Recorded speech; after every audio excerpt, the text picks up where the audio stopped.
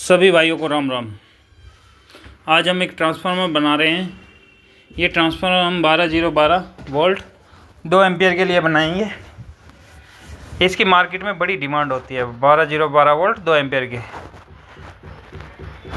इसके लिए हम ये प्राइमरी वाइंडिंग शुरू कर दिया है हमने। ये प्राइमरी वाइंडिंग हम 23 नंबर 1.5 इंची के बोबिन पर कर रहे हैं, जिसमें हम प्राइमरी में 34 नंबर तार से 1400 टर्ने डालेंगे।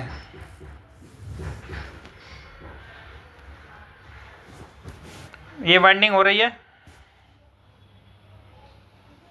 ये इसमें 1400 टर्ने डल गई हैं। अब हम इस पर पेपर लगाएंगे। निकालने के बाद इसमें से ये पेपर लगाएंगे। ये प्रोसेस मैंने आपको पहले भी बताया ट्रांसफार्मर बनाते समय कि ट्रांसफार्मर कैसे बनते हैं। मेरी सभी वीडियो में ट्रांसफार्मर बनाने का तरीका बता रहे हैं। ये हम इसे केमिकल कर रहे हैं। केमिकल के लिए लोग पूछते हैं ये ईसोल है। इस केमिकल का नाम ईसोल है। अब हम केमिकल साफ करने के बाद इस पर प्राइमरी फिनिशिंग कर रहे हैं।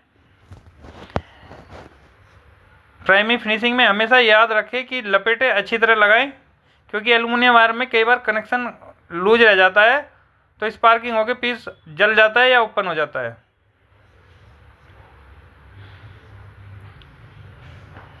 ये ट्रांसफार्मर में एल्युमिनियम से ही बना रहा हूँ।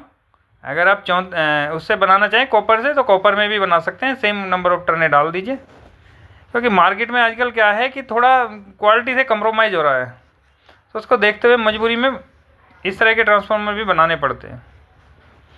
ये सस्ता ट्रांसफार्मर होता है क्योंकि इसकी जो वाइंडिंग होती है ना, सेम नंबर ऑफ टर्नों पे कॉपर में और इसमें एल्युमिनियम में लगभग 1:3 की रेशो का फ़र्क होता है। सपोज करो उसमें 100 ग्राम तार लग रही है एल्युमिनियम में, तो उसमें 300 ग्राम तार लगेगी।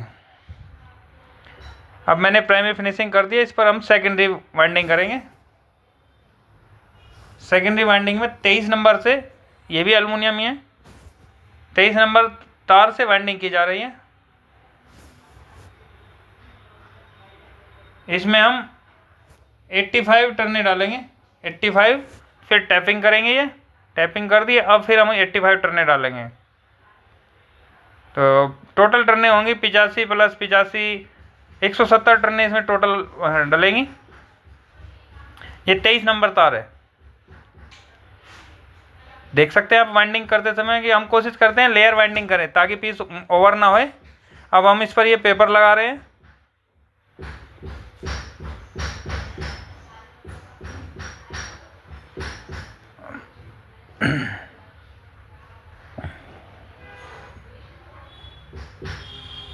एक्चुअली ये पेपर की गम हट गई है टेप की, तो इसलिए लग नहीं पाया, तो दोबारा से टेप करके दोबारा लगा रहे हैं। अब इसे भी सेम वही प्रोसेस में केमिकल करेंगे जैसे उसमें किया है।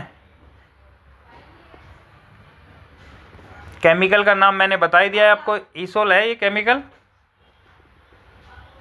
ये साफ़ हो गया, देखो कपड़े से पकड़ के साफ़ कर दिया तो ये साफ़ हो गया। और अगर इनकेस कभी किसी के हाथ में ईसोल लग के जलन होने लगे तो अच्छी तरह पानी के हाथ तुरंत धो ले, तो इससे कोई दिक्कत नहीं होगी। लेकिन हाँ, तुरंत धो ले, ये ध्यान रखें। ज़्यादा देर रखने के बाद हाथ को जला देगा, ये गला देगा एक तरह से। अब ये लीडें लगाई जा रही है सेकेंडरी के लिए।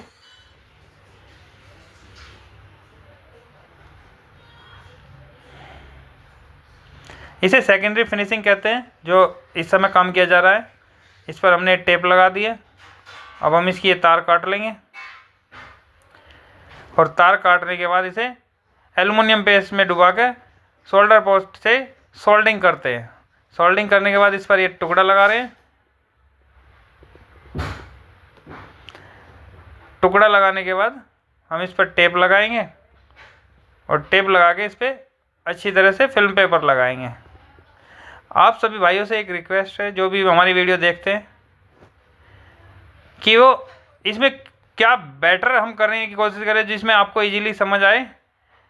अगर आप हमें कंसल्ट करेंगे तो हमें अच्छा लगेगा। अब हम इसमें कोर डाल रहे हैं। कोर का प्रोसेस वही है, हम सिंगल पत्ती डालते हैं, एक पत्ती नीचे से एक ऊपर से। कई लोग इसमें डबल पत्तियां भी डालते हैं, लेकिन ये हम जापानी कोर है, ऑटोमेटिक कोर लगा रहे हैं। इसमें मैनुअल कोर भी आती है, मारुति कोर भी आती है, CW भी आती है, अनेकों तरह की कोर आती है। जैसी आपकी कॉस्टिंग क्वालिटी चाहिए होगी उस हिसाब से ट्रांसफार्मर बन जाएगा। आप इसे मारुति कोर डालेंगे तो ये शायद 80 रुपये के आसपास में बन जाएगा, और जापानी में डालेंगे तो जापानी के रेट कुछ ज़्यादा होते हैं। अगर सस्ता ट्रांसफार्मर बनाना हो तो उसके लिए इसमें मारुति कोर भर सकते हैं, थोड़ा गेजों में भी थोड़ा सा चेंज कर सकते हैं, तो आपको ये सस्ता बन जाएगा, जो कि आजकल मार्केट में मिलते हैं। KDM की जगह टिन के क्लैंप लगा देते हैं लोग। अब हम इस पर ये आईए डाल रहे हैं।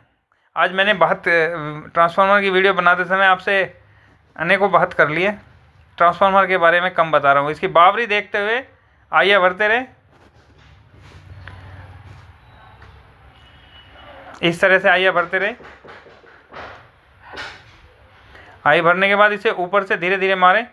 हमेशा ये ध्यान रखना, ऊपर से धीरे धीरे मारें। यहाँ पर आप थोड़े जोर से मार सकते हैं, ऊपर से हमेशा धीरे धीरे मारें। इसमें 2 जगह आईए कम है, इसमें आईए डाल रहे हैं।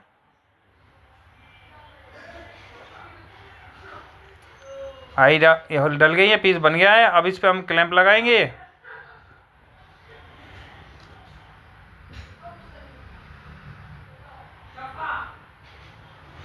क्लैंप लग गया। अब मैं आपको इस ट्रांसफार्मर की टेस्टिंग ये इसकी लाल वाली तार है और ये इसकी सेकेंडरी की तार है।